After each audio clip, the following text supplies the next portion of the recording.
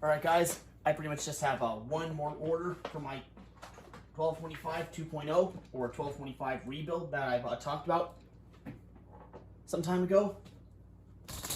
My old 1225 has long since been pretty much broken up at this point. I am still using a few black parts and some of the driving wheels from it for this project, so it won't be totally dead.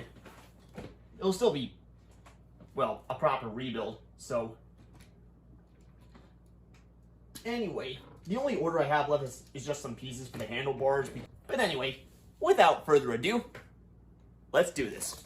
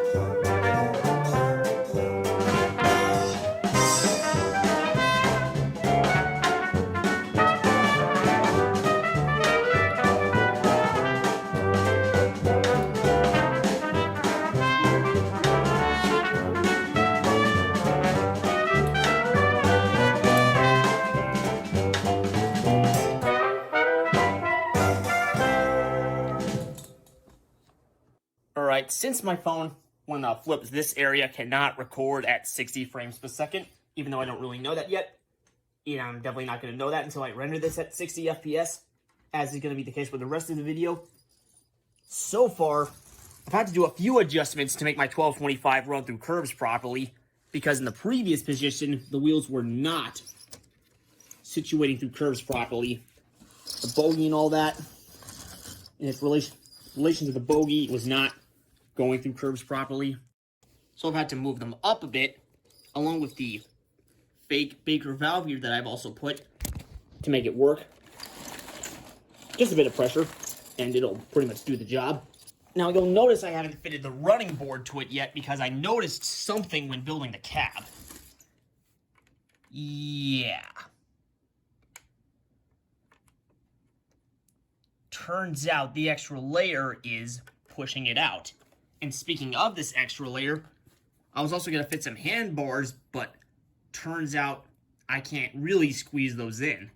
So I'm going to need to figure out another alternate solution to this problem. I mean, other than that, it's a pretty smooth runner so far. It definitely does have some good resemblance to the real locomotive. Oh, and moving the wheels ahead has also caused me to replace the piston rod with a 6-length one. Originally, it was going to be a 7-length one, but this one will still work pretty fine. Yeah, now I'm going to need to figure out how I'm going to do the running board. Alright, now the running board is fixed. Granted, it doesn't take a bit of a right angle descent down, kind of like it does on the real 1225, but it's functional. I mean, I did use a similar principle for my big boy, taking function over form. You know, So essentially you can see that there's a bracket piece and 2 layers of plates on each side to pretty much hold it in place. So that's pretty much the best solution I can come up with. I mean, I got plenty of parts to do it, so. All right, now that's pretty much the locomotive finished. So my 1225 is, well, back to life again.